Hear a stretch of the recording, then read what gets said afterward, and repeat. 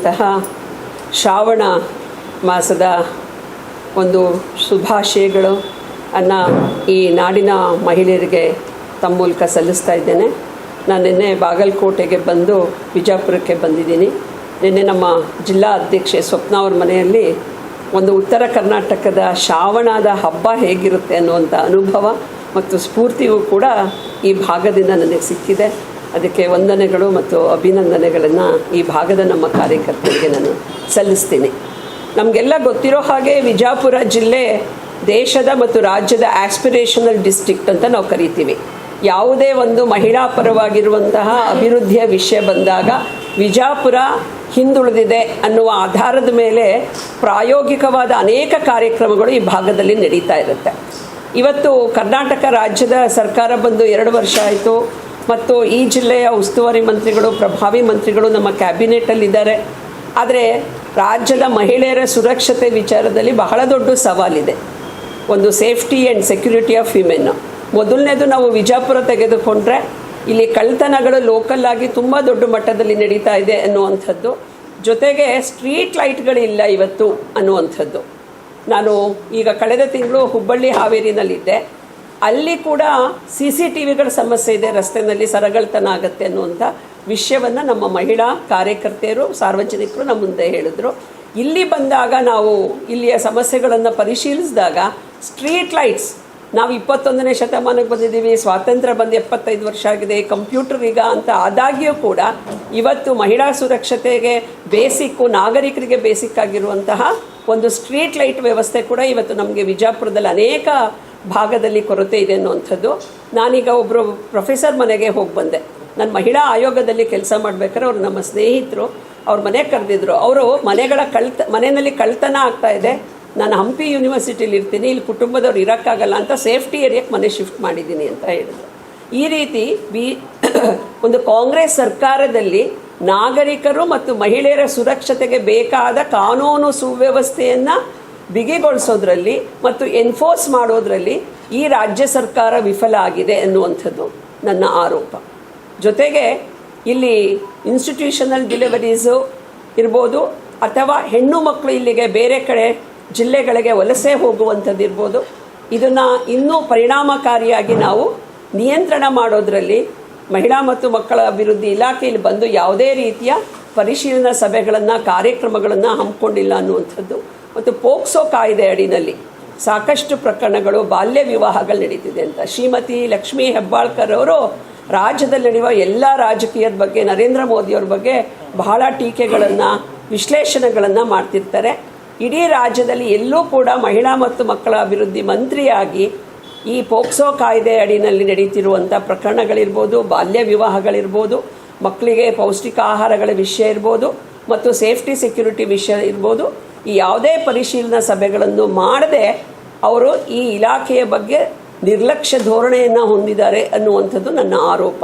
ಮತ್ತು ಇದರಿಂದ ರಾಜ್ಯದ ಮಹಿಳೆಯರಿಗೆ ಮತ್ತು ಇಲಾಖೆಗೆ ಅವರು ಅನ್ಯಾಯ ಮಾಡ್ತಿದ್ದಾರೆ ಅನ್ನುವಂಥದ್ದನ್ನು ನಾನಿಲ್ಲಿ ಖಂಡಿಸೋದಕ್ಕೆ ಬಯಸ್ತೀನಿ. ರಾಜ್ಯದ ಮಹಿಳಾ ಆಯೋಗ ತನಗೆ ಬೇಕಾದ ವಿಷಯಗಳಲ್ಲಿ ಸಕ್ರಿಯವಾಗಿರುತ್ತೆ. ನಮ್ಮ NDA ಪಾರ್ಟ್ನರು ಕೇಂದ್ರದ ಮಂತ್ರಿಗಳಾಗಿರುವಂಥ ಕುಮಾರಸ್ವಾಮಿಯವರು ಫ್ರೀ ಬೀಸ್ ಬಗ್ಗೆ ಏನೋ ಹೇಳಿದ್ರು ಅಂತ FIR ದಾಖಲೆ ಇದು ಸುಮೋಟೋ ಕೇಸನ್ನು ಅವರು ದಾಖಲೆ ಮಾಡ್ಕೋತಾರೆ. ನೇಹಾ ಪ್ರಕರಣ ಕಾಲೇಜ್ ಕ್ಯಾಂಪಸ್ಸಲ್ಲಾಗತ್ತೆ ಹುಬ್ಬಳ್ಳಿನಲ್ಲಿ, ಅದಕ್ಕೆ ಅವರು ಸುಮೋಟೋ ಮಾಡಿಕೊಡಲ್ಲ. ನೇಹಾ ಪ್ರಕರಣ ಕಾಲೇಜ್ ಕ್ಯಾಂಪಸ್ಸಲ್ಲಿ ಹತ್ಯೆ ಆಗುತ್ತೆ, ಅದಕ್ಕೆ ಫಾಸ್ಟ್ ಟ್ರ್ಯಾಕ್ ಕೋರ್ಟನ್ನು ಮಾಡ್ತೀವಿ ಅಂತ ಮುಖ್ಯಮಂತ್ರಿಗಳು, ಕಾನೂನು ಸಚಿವರಾಗಿರುವಂಥ HK ಪಾಟೀಲ್ರು ಮತ್ತು ಅಲ್ಲಿಯ ಉಸ್ತುವಾರಿ ಸಚಿವರಾದಂಥ ಸಂತೋಷ್ ಲಾಡ್ ಅವರು ಸರ್ಕಾರ ಮಾತು ಕೊಡುತ್ತೆ, ಇಲ್ಲಿವರೆಗೆ ಫಾಸ್ಟ್ ಟ್ರ್ಯಾಕ್ ಕೋರ್ಟನ್ನು ಸೆಟಪ್ ಮಾಡಿಲ್ಲ. ಅಂಜಲಿ ಅನ್ನೋ ಹುಡುಗಿ ಮನೆಗೆ ಹೋಗಿ ಚಾಕುನಲ್ಲಿ ಚುಚ್ಚಿ ಅವಳನ್ನ ಕೊಲೆ ಮಾಡ್ತಾರೆ. ಹಾವೇರಿ ಒಳಗೆ ಸ್ವಾತಿ ಅನ್ನುವಂಥ ಒಬ್ಬ ನರ್ಸ್, ಅವಳನ್ನ ಮರ್ಡ್ರ್ ಮಾಡಿ ಎಸೆಯಲಾಗತ್ತೆ. ಇಲ್ಲಿ ಬಂದರೆ ಜಿಲ್ಲೆಗಳಲ್ಲಿ ಸ್ಟ್ರೀಟ್ ಲೈಟಿಂದ ಹಿಡಿದು ಒಂದು ಪರಿಶೀಲನಾ ಸಭೆಗಳನ್ನು ಮಾಡೋಕ್ಕಾಗದಿರುವಂಥ ಒಂದು ದುಸ್ಥಿತಿ ರಾಜ್ಯದಲ್ಲಿ ಈ ಸರ್ಕಾರ ನಮಗೆ ಇನ್ನೊಂದು ಭಾಗ್ಯವಾಗಿ ಕೊಟ್ಟಿದೆ ಅನ್ನುವಂಥದ್ದು ನಮಗೆಲ್ಲ ಗೊತ್ತಿದೆ. ಗೃಹ ಮಂತ್ರಿಗಳು ಇಷ್ಟು ನಿರ್ಲಕ್ಷ್ಯದಿಂದ ಕೇವಲವಾಗಿ ಮಹಿಳಾ ಸುರಕ್ಷತೆ ಬಗ್ಗೆ ಮಾತಾಡ್ತಾರೆ. ಇತ್ತೀಚೆಗೆ ಅಂತರ್ಧರ್ಮೀಯ ಹುಡುಗನನ್ನು ಮದುವೆ ಮಾಡಿಕೊಂಡಂಥ ಬೆಂಗಳೂರಿನ ಒಬ್ಬ ಯುವತಿಯ ಮದುವೆ ಆಗಿರೋ 2-3 ತಿಂಗಳಲ್ಲೇ ಬೆಂಗಳೂರಿನ BBMP ಕಸ ಹೊತ್ಕೊಂಡು ಹೋಗುವಂಥ ಲಾರಿಯಲ್ಲಿ ಹೆಣ ಸಿಗುತ್ತೆ. ಅಲ್ಲಿ ಅತ್ಯಾಚಾರ ಆದರೆ ಗೃಹ ಮಂತ್ರಿಗಳು ಹೇಳ್ತಾರೆ ದೊಡ್ಡ ಸಿಟಿಲಿ ಇದು ಕಾಮನ್ ಅಂತ. ಇಂಥ ಒಂದು ಗೃಹ ಮಂತ್ರಿಗಳನ್ನು ಇಟ್ಕೊಂಡು ಈ ರಾಜ್ಯದ ಮಹಿಳೆಯರು ಇವತ್ತು ನೋವು ಅನುಭವಿಸುವಂಥ ಒಂದು ದುಸ್ಥಿತಿಯನ್ನು ಸಿದ್ದರಾಮಯ್ಯನವರ ನೇತೃತ್ವದ ಕಾಂಗ್ರೆಸ್ ಸರ್ಕಾರ ರಾಜ್ಯಕ್ಕೆ ತಂದಿದೆ ಅನ್ನುವಂಥದ್ದು.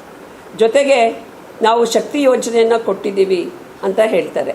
ಶಕ್ತಿ ಯೋಜನೆಯಲ್ಲಿ ಮಹಿಳೆಯರು ನೇರವಾಗಿ ಶೋಷಣೆಗೆ ಒಳಗಾಗ್ತಿದ್ದಾರೆ.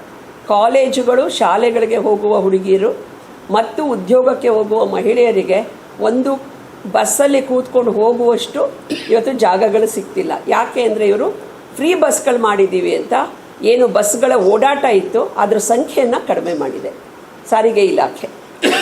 ನಮಗೆ ಅವತ್ತು ಯಡಿಯೂರಪ್ಪನವರಿದ್ದಾಗ ನಾವು ಸೈಕಲ್ ಕಾರ್ಯಕ್ರಮಗಳನ್ನು ಕೊಟ್ಟಿತ್ತು BJP. ಅದನ್ನು ಹೆಣ್ಣು ಮಕ್ಕಳ ಒಂದು ಸ್ವಾಭಿಮಾನ ಮತ್ತು ಶಕ್ತಿಯ ಒಂದು ಸಂಕೇತವಾಗಿ ಅದನ್ನು ಹೆಣ್ಮಕ್ಳು ಬಳಸ್ಕೊತಾ ಇದ್ರು.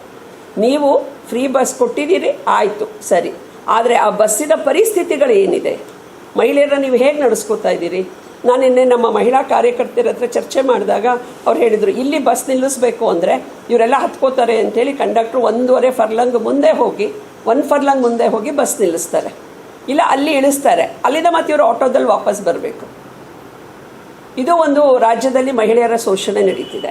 ಜೊತೆಗೆ ಈ ತರಕಾರಿ ಮಾರಾಟ ಮಾಡೋಕ್ಕೆ ಹೋಗುವಂಥವ್ರು, ಕಾಯಿ ಪಲ್ಯ ಮಾರಾಟ ಮಾಡೋಕ್ಕೆ ಹೋಗುವಂಥವ್ರು, ಸೊಪ್ಪುಗಳನ್ನು ಮಾರಾಟ ಮಾಡುವಂಥ ಮಹಿಳೆಯರು ಬೆಳಗ್ಗೆ 6 ಗಂಟೆ ಬಸ್ಗಳನ್ನು ಹತ್ಕೊಂಡು ಮಾರುಕಟ್ಟೆಗಳಿಗೆ ಹೋಗ್ತಾರೆ.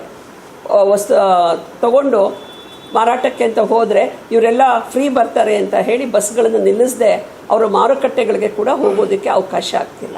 ಅಂದರೆ ಇದನ್ನು ಅವೈಜ್ಞಾನಿಕವಾಗಿ ರೂಪಿಸಿರೋದ್ರಿಂದ ಮಹಿಳೆಯರಿಗೆ ನಾವು ಸಹಾಯ ಮಾಡ್ತೀವಿ ಅಂತ ಹೇಳಿ ಮಹಿಳಾ ಸಮುದಾಯವನ್ನು, ಯುವ ಸಮುದಾಯವನ್ನು, ಶಾಲಾ ಕಾಲೇಜು ವಿದ್ಯಾರ್ಥಿಗಳನ್ನು ಶೋಷಣೆ ಮಾಡ್ತಿರುವಂಥ ಸರ್ಕಾರ ಅಂತ ನಾನಿಲ್ಲಿ ಹೇಳೋದಕ್ಕೆ ಬಯಸ್ತಾ ಇದ್ದೀನಿ.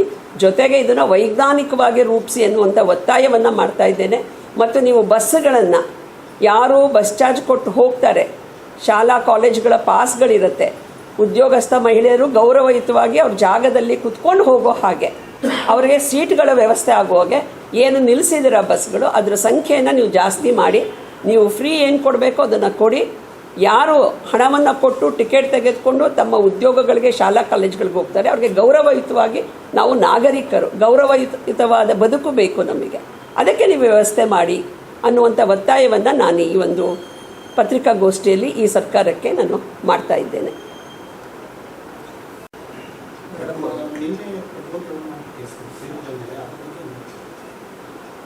ನ್ಯಾಯಾಲಯದ ತೀರ್ಪಿಗೆ ನಾವೆಲ್ಲರೂ ತಲೆ ಬಾಗಲೇಬೇಕು.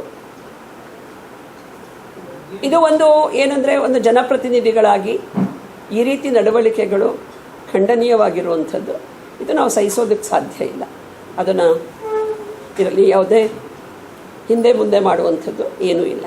ನಾವು ಸಾರ್ವಜನಿಕ ಜೀವನಕ್ಕೆ ಬರುವಂಥವ್ರಿಗೆ ಸಚ್ಚಾರಿತ್ರೆ ತುಂಬ ಮುಖ್ಯ ಅನ್ನೋದನ್ನು ನಾನು ಹೇಳ್ತೀನಿ.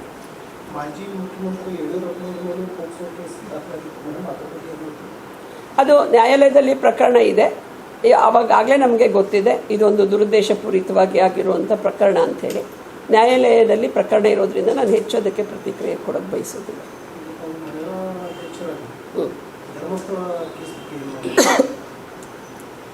ಮಹಿಳೆಯರ ವಿಷಯದಲ್ಲಿ ಎಲ್ಲಿ ಏನೇ ಆಗಿದೆ ಅಂದರೂ ಅದನ್ನು ನಾವು ಸ್ವಾಗತ ಮಾಡಿದ್ದೀವಿ. SIT ಸೆಟಪ್ಪನ್ನು SIT ಸೆಟಪ್ ಮಾಡಿ ಅದರ ತನಿಖೆ ಏನಿತ್ತೋ ಅದನ್ನು ನಾವು ಸ್ವಾಗತ ಮಾಡಿದ್ದೀವಿ.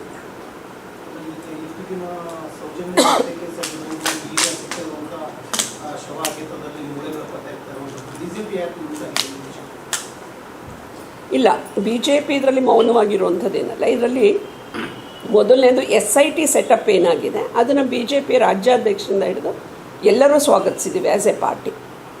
ಇದರಲ್ಲಿ ಯಾರ ಪರ ವಿರೋಧ ಅನ್ನುವಂಥದ್ದು ನಮಗೆ ಪ್ರಶ್ನೆ ಇಲ್ಲ. ತನಿಖೆ ಆಗಲಿ, ಸತ್ಯ ಬಯಲಾಗಲಿ, ನ್ಯಾಯಾಲಯದ ಅವಗಾಹನೆಯಲ್ಲೇ ಇದು ನಡೀಲಿ ಅನ್ನುವಂಥದ್ದನ್ನು ನಾವೆಲ್ಲ ಹೇಳಿದ್ದೀವಿ. ಆ ಥರದ್ದೇ ನಡೀಲಿ. ಇದರಲ್ಲಿ ಇಲ್ಲಿ ನನ್ನ ತಕರಾರಿರುವಂಥದ್ದು ಏನಂತ ಅಂದರೆ, ನೀವು ಯಾವುದೋ ಒಂದು ಇಸಮ್ ಮಾಡುವ ಅಜೆಂಡಕ್ಕೆ ನೀವು ಇನ್ಫ್ಲೂಯೆನ್ಸ್ ಆಗುವಂಥ ಅವಶ್ಯಕತೆ ಇಲ್ಲ. ನೀವಿವಾಗ SIT ಸೆಟಪ್ ಏನಾಗಿದೆ ಅದು ಸ್ವತಂತ್ರವಾಗಿ ತನ್ನ ವರದಿಯನ್ನು ಕೊಡಲಿ ಅನ್ನುವಂಥದ್ದು ನನ್ನ ಬಯಕೆ. ಇನ್ನೊಂದು, ಹಾವೇರಿಯಲ್ಲಿ ಒಬ್ಬ ಅಲ್ಪಸಂಖ್ಯಾತ ಮಹಿಳೆಯ ಮೇಲೆ ಅತ್ಯಾಚಾರ ಆಯಿತು 1 ವರ್ಷದ ಹಿಂದೆ. ನಾನು ಅಧ್ಯಕ್ಷ ಆದ, ನಾನು ಮಾಳವಿಕ ಅವರೆಲ್ಲ ಅದಕ್ಕೆ ಹೋಗಿದ್ವಿ. ಹೋಗಿ ಬಂದ ಮೇಲೆ ಕೂಡ ನಮ್ಮ ಮಾಜಿ ಮುಖ್ಯಮಂತ್ರಿಗಳು ಬೊಮ್ಮಾಯಿಯವರು ಮತ್ತು ವಿರೋಧ ಪಕ್ಷದ ನಾಯಕರು R ಅಶೋಕ್ ಅವರು ಕೂಡ ಹೋರಾಟವನ್ನು ಸಂಘಟಿಸಿ ಹಾವೇರಿಗೆ ಬಂದ್ವಿ. ಏನಂದರೆ, ನೀವು SIT ಸೆಟಪ್ ಮಾಡಬೇಕು. ಸುಪ್ರೀಂ ಕೋರ್ಟಿನ ತೀರ್ಮಾನ ಹೀನಸ್ ಕ್ರೈಮಲ್ಲಿ ನೀವು SIT ಮಾಡಬೇಕು ಅಂತ. ಅವತ್ತು ಸಿದ್ದರಾಮಯ್ಯನವರು ಒಬ್ಬ ಅಲ್ಪಸಂಖ್ಯಾತ ಮಹಿಳೆ ಅತ್ಯಾಚಾರ ಆಗಿತ್ತು, ಅವರೆಲ್ಲ ಅರೆಸ್ಟ್ ಆದರು. ಆದರೆ ಯಾಕೆ SIT ಸೆಟಪ್ ಮಾಡಲಿಲ್ಲ ಅನ್ನೋದು ನನ್ನ ಪ್ರಶ್ನೆ ಇದೆ. Safety and security of women ಬಂದಾಗ ನೀವು ಎಷ್ಟು ಪಾರದರ್ಶಕವಾಗಿ ನಿರ್ದಾಕ್ಷಿಣ್ಯವಾಗಿ ನಡ್ಕೊಂಡ್ರೆ ಅನ್ನೋದು ನನ್ನದೊಂದು ಪ್ರಶ್ನೆ ಇದೆ. ಮಹಿಳಾ ಆಯೋಗ ರೆಕಮೆಂಡೇಷನ್ ಮಾಡ್ತಾ ಅದಕ್ಕೆ ಮಾಡಿದ್ದೀನಿ. ಅದು ಜಸ್ಟಿಸ್ ಗೋಪಾಲ್ ಗೌಡ್ರು ಇದಕ್ಕೆ ಒತ್ತಾಯವನ್ನು ಮಾಡಿದರು. ಅವತ್ತು ಅವ್ರದ್ದು ಯಾರ್ದು ಅಭಿಪ್ರಾಯ ನನಗೆ ಬೇಕಾಗಿಲ್ಲ ಅನ್ನೋ ಥರದಲ್ಲಿ ಏನೋ ಎತ್ತು ಈಟು ಅಂದರೆ ಕೊಟ್ಟಿಗೆ ಕಟ್ಟು ನಾನು ಹೇಳಲ್ಲ ಅಂತ ಏನೋ ಒಂದು ಸ್ಟೇಟ್ಮೆಂಟ್ ಕೊಟ್ಟರು ಮಾನ್ಯ ಮುಖ್ಯಮಂತ್ರಿಗಳು. ಆಮೇಲೆ ಹೇಳಿದ್ರು ಮಹಿಳಾ ಆಯೋಗ ಹೇಳಿದೆ ನಾನು ಮಾಡ್ತೀನಿ ಅಂತ. ನಾನು ಪ್ರಶ್ನೆ ಮಾಡೋದು ಮುಖ್ಯಮಂತ್ರಿಗಳಿಗೆ ಮತ್ತು ಮಹಿಳಾ ಆಯೋಗಕ್ಕೆ, ಈ ರಾಜ್ಯದಲ್ಲಿ ನಡೀತಿರುವಂಥ ಅನ್ಯಾಯ, ಅತ್ಯಾಚಾರ, ಅನಾಚಾರದಲ್ಲಿ ಮಹಿಳಾ ಆಯೋಗ ಎಲ್ಲಿ ಹೋಗಿದೆ, ಯಾಕೆ ರೆಕಮೆಂಡ್ ಮಾಡಿಲ್ಲ ಸರ್ಕಾರಕ್ಕೆ ಅನ್ನುವಂಥದ್ದು. ಈ ರಾಜ್ಯದಲ್ಲಿ 70ಕ್ಕೂ ಹೆಚ್ಚು ಬಾಣಂತಿಯರ ಸರ್ಕಾರಿ ಪ್ರಾಯೋಜಿತ ಕೊಲೆಗಳು ನಡೀತು. ಅವತ್ತು ಯಾಕೆ ನೀವು ಸುಮೋಟೋ ಕೇಸನ್ನು ಫೈಲ್ ಮಾಡಲಿಲ್ಲ? ಯಾಕೆ ನೀವು ಸರ್ಕಾರಕ್ಕೆ ಮಹಿಳಾ ಆಯೋಗ ಮತ್ತು ಮಹಿಳಾ ಮತ್ತು ಮಕ್ಕಳ ಅಭಿವೃದ್ಧಿ ಇಲಾಖೆ ಇದಕ್ಕೆ ನಾವು ಏನನ್ನು ಸುಧಾರಣೆ ತರಬೇಕು ಅನ್ನುವಂಥ ಯಾವುದೇ ರೆಕಮೆಂಡೇಷನನ್ನು ಕರ್ನಾಟಕ ಸರ್ಕಾರಕ್ಕೆ ತಾವು ಮಾಡದೆ ತಾವು ಅಜೆಂಡಾ ಫಿಕ್ಸ್ ಮಾಡಿ ಇನ್ಫ್ಲೂಯೆನ್ಸ್ ಮಾಡುವಂಥ ಇಶ್ಯೂಗಳಲ್ಲಿ ನೀವು ಆ್ಯಕ್ಟಿವ್ ಆಗಿರ್ತೀರಿ. ಧ್ವನಿ ಇಲ್ಲದ ಜನಸಾಮಾನ್ಯರ ವಿಷಯದಲ್ಲಿ ನೀವು ಯಾವುದೇ ಒಂದು ನ್ಯಾಯಯುತವಾದಂತಹ ಪಾತ್ರವನ್ನು ನಿರ್ವಹಿಸಲ್ಲ. You people are discriminate between women. You people don't have any responsibility. ಮತ್ತು ಇದಕ್ಕೊಂದು ಇರ್ರೆಸ್ಪಾನ್ಸಿಬಲ್ ಸರ್ಕಾರ, ಇರ್ರೆಸ್ಪಾನ್ಸಿಬಲ್ ಏಜೆನ್ಸಿಗಳು ಅಂತ ನಾನು ಇಲ್ಲಿ ಹೇಳಕ್ಕೆ ಬಯಸ್ತೀನಿ. ಇದು ನನ್ನ ತಕರಾರು. ನೀವು ಒಂದೇ SIT ಅಲ್ಲ 10 ಮಾಡಿ, ನಾನು ವೆಲ್ಕಮ್ ಮಾಡ್ತೀನಿ ಮತ್ತು ನಮ್ಮ ಜೊತೆ ನಿಂತ್ಕೊಡ್ತೀನಿ. ಮಾಧ್ಯಮ ಸಮಾಜದಲ್ಲಿ ಮಹಿಳೆಯರ ಇಶ್ಯೂ ಬಂದಾಗ ಎಷ್ಟೋ ಜನ ಹಿಂದೆ ಹೋಗ್ತಾರೆ, ನಮ್ಗೆ ಅವ್ರ ವಿಷಯ ಬೇಡ ಅಂತ. ಕರ್ನಾಟಕ ರಾಜ್ಯದ ಮಾಧ್ಯಮ ನಮ್ಮ ಜೊತೆ ನಿಂತಿದೆ. ನಾನು ಮಹಿಳಾ ಆಯೋಗದ ಅಧ್ಯಕ್ಷ ಆದಂಥ ಸಂದರ್ಭದಲ್ಲಿ ನಾನು ಇಲ್ಲೂ ಕೂಡ ಬಂದಿದ್ದೆ. ಮಹಿಳಾ ಯೂನಿವರ್ಸಿಟಿನಲ್ಲಿ ಗೀತಾ ಬಾಲಿಯವರಿದ್ದರು, ಆವಾಗ ಅವ್ರ ಜೊತೆ ಕೆಲಸ ಮಾಡಿದ್ದೀವಿ, ಓಡಾಟ ಮಾಡಿದ್ದೀವಿ. ಇವತ್ತು ರಾಷ್ಟ್ರ ಮತ್ತು ರಾಜ್ಯದಲ್ಲಿ ನಾನು MRPLಲ್ಲಿದ್ದಾಗ ಆಸ್ಪಿರೇಷನಲ್ ಡಿಸ್ಟ್ರಿಕ್ಟಿಗೆ ಹೆಣ್ಮಕ್ಳು ಮ್ಯಾನ್ಸ್ಟ್ರಿಯಲ್ ಇಶ್ಯೂಗೆ ಸಂಬಂಧಪಟ್ಟಂಗೆ ಪ್ರೋಗ್ರಾಮ್ಗಳನ್ನು ನಾವು ಇಲ್ಲಿ ಕೊಟ್ಟಿದ್ದೀವಿ. ಈ ಥರದ್ದು ಮಾಡ್ತಿದ್ದೀವಿ. You people must impartial. ಮಹಿಳಾ ಆಯೋಗ, ಮಹಿಳಾ ಮತ್ತು ಮಕ್ಕಳ ಅಭಿವೃದ್ಧಿ ಇಲಾಖೆ ಮತ್ತು ಯಾರು ಜಿಲ್ಲಾ ಮಂತ್ರಿಗಳು, ರಾಜ್ಯದ ಮುಖ್ಯಮಂತ್ರಿಗಳು, ಗೃಹ ಮಂತ್ರಿಗಳು, ಉಪಮುಖ್ಯಮಂತ್ರಿಗಳು, ಇವರು ಯಾರು ಕೂಡ ಇಂಪಾರ್ಷಿಯಲ್ ರೋಲನ್ನು ಪ್ಲೇ ಮಾಡ್ತಿಲ್ಲ ರಾಜ್ಯದಲ್ಲಿ. ಈ ರಾಜ್ಯದೊಳಗೆ ಕಾಂಗ್ರೆಸ್ ಸರ್ಕಾರ ಮಹಿಳೆಯರ ವಿಷಯದಲ್ಲಿ ಡಬಲ್ ಸ್ಟ್ಯಾಂಡರ್ಡ್ ತಗೋತಿದೆ ಅನ್ನೋದು ನನ್ನ ಆರೋಪ. ಅನ್ಯಾಯವನ್ನು ಪ್ರತಿಭಟಿಸ್ತಾ ಇಲ್ಲ ಅನ್ನುವಂಥ ಆರೋಪಗಳಿದ್ದಾವೆ ಮೇಡಮ್. ಇದು ಒಂದು ವಿಷಯ. ಎರಡನೇದು, ಹಿಂದೂ ಕಾರ್ಯಕರ್ತರ ಹತ್ಯೆ ಆದಾಗ ಏನು ಬೀದಿಗೆ ಇಳಿತಾರೆ, ಒಂದು ಪ್ರತಿಭಟನೆಗಳನ್ನ ಮಾಡ್ತಾರೆ, ಅದು ಬೇರೆಯವರ ಹತ್ಯೆ ಆದಾಗ, ದೌರ್ಜನ್ಯ ಆದಾಗ ಯಾಕೆ ನಡೆಯೋದಿಲ್ಲ ಬಿಜೆಪಿ? ನಾವು ವಿಲ್ ಚೆಕ್. ಯಾಕೆಂದರೆ ದಲಿತ ಮಹಿಳೆಯರ ವಿಷಯ ಮಾತ್ರ ನನಗೆ ರಿಯಾಕ್ಟ್ ಮಾಡ್ತೀನಿ. ಮಹಿಳೆಯರ ವಿಷಯದಲ್ಲಿ ಆ ಥರದ್ದು ಆಗಿದೆ ಅನ್ನೋದು ನನಗೆ ಆ ರೀತಿ ಯಾವುದೂ ನೆನಪಿಲ್ಲ. ಯಾಕೆಂದರೆ ನಾವು ಆ ರೀತಿ ರೋಲನ್ನು ಯಾವತ್ತೂ ಸ್ಟ್ಯಾಂಡನ್ನು ತೊಗೊಂಡಿಲ್ಲ ಆ್ಯಸ್ ಎ ಪಾರ್ಟಿ. ಅಕಸ್ಮಾತ್ ನಮ್ಮ ಕಡೆಯಿಂದ ಆ ಥರದ್ದು ಏನಾದ್ರು ಕೊರತೆ ಇದ್ದರೆ really we will rectify, we will stand with them. ಈಗ ಮಹಿಳಾ ಮೀಸಲಾತಿ 33% ಸರ್ಕಾರ ನಿರ್ಧಾರ ಮೋದಿ ಅವರು ಹೇಳಿದ್ರು ಅದನ್ನು ಇಂಪ್ಲಿಮೆಂಟ್ ಮಾಡಿದ್ರು. ಇನ್ನೊಂದು ವರ್ಷ ಅಧಿಕಾರ ಬಂದರೂ ಕೂಡ ಅದು ಮಹಿಳಾ ಮೀಸಲಾತಿ 33% ಇಂಪ್ಲಿಮೆಂಟ್ ಆಗಿದೆಯಾ ಇಲ್ಲ ಏನಾಗಿದೆ? ನಿಮ್ಗೆ ಗೊತ್ತಿದೆ, ಯಡಿಯೂರಪ್ಪನವರು ಮುಖ್ಯಮಂತ್ರಿಗಳಿದ್ದಾಗ 50% ಲೋಕಲ್ ಬಾಡಿದು ಏನು ಮಹಿಳಾ ರಿಸರ್ವೇಷನ್ ಇದೆ ಅದು ಇಂಪ್ಲಿಮೆಂಟ್ ಆಗಿದೆ. 33ಗೆ 28ಕ್ಕೆ ಆಗತ್ತೆ ಅನ್ನುವಂಥದ್ದನ್ನು ಹೇಳಿದ್ದಾರೆ.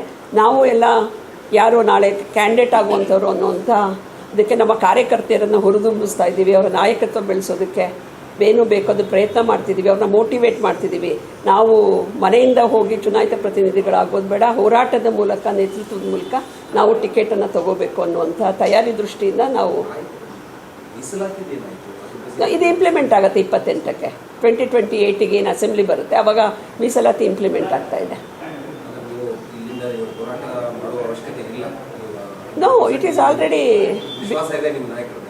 ವಿಶ್ವಾಸ ಇದೆ ಮತ್ತು ಇದು ಇಂಪ್ಲಿಮೆಂಟ್ ಆಗೇ ಆಗುತ್ತೆ. ಮೋದಿಯವರಲ್ಲ, ಮೋದಿಯವರು ಹೇಳಿದ್ದು ಯಾವುದು ನರೇಂದ್ರ ಮೋದಿ ಅವರಿಗೆ ಹೋಗಿ ಭೇಟಿಯಾಗಿ ಈ ಥರದ್ದು 33% ಇದು ಕಂಪ್ಲೀಟ್ ಆಗಿ ಈ ಬಾರಿ ಕಾಂಗ್ರೆಸ್ ಸರ್ಕಾರ ಹಿಂದೆ ಘೋಷಣೆ ಮಾಡಿದ್ರು. ಈಗ ನಾವಾದರೂ ಅದನ್ನು ಮಾಡಿ ಒಂದು ಮಾಡುತ್ತೆ ಸರ್, ಮಾಡುತ್ತೆ ಸರ್. 28ಗೂ ನಾನು ವಿಜಾಪುರಕ್ಕೆ ಬರ್ತೀನಿ.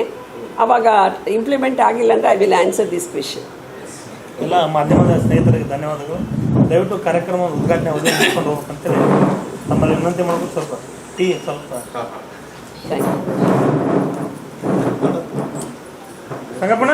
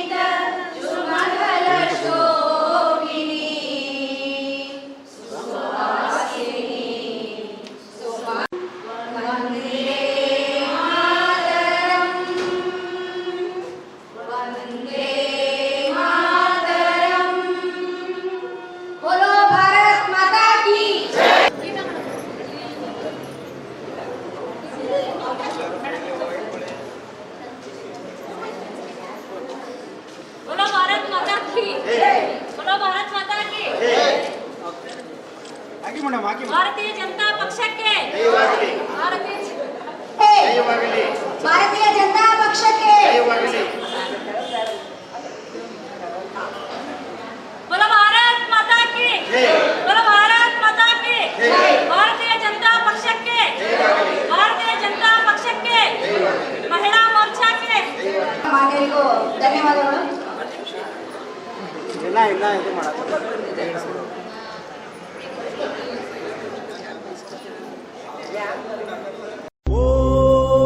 ಓಂ ಶ್ರೀ ಸಿಗಂದೂರು ಚೌಡೇಶ್ವರಿ ಜ್ಯೋತಿಷ್ಯಾಲಯ ಪಂಡಿತ್ ರಾಘವೇಂದ್ರ ಜೋಶಿ ಇವರಿಂದ ಫೋನಿನ ಮುಖಾಂತರ ಶಾಶ್ವತ ಪರಿಹಾರ.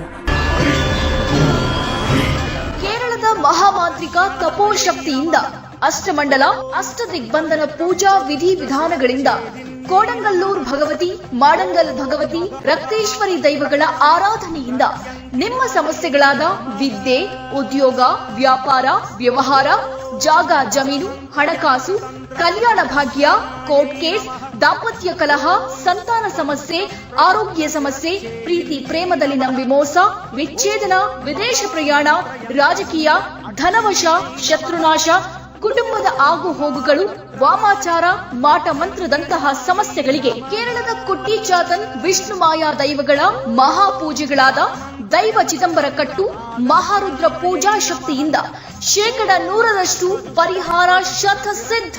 5 ರಿಂದ 11 ವಯಸ್ಸಿನ ಮಕ್ಕಳಿಗೆ ಉಚಿತ ಭವಿಷ್ಯ ಹಾಗೂ ಬಾಲಗ್ರಹ ಯಂತ್ರವನ್ನ ಕಟ್ಟುತ್ತಾರೆ. ಮಲೇಷಿಯಾ, ಸಿಂಗಾಪುರ್, ದುಬೈ, ಲಂಡನ್ ಹಾಗೂ ದಕ್ಷಿಣ ಕನ್ನಡದಲ್ಲಿ ಪ್ರಸಿದ್ಧಿ ಪಡೆದಿರುವ ಇವರು ಎಲ್ಲಾ ಭಾಷೆಗಳಲ್ಲೂ ನಿಮ್ಮ ಸಂಪೂರ್ಣ ಭವಿಷ್ಯವನ್ನ ನುಡಿಯುತ್ತಾರೆ.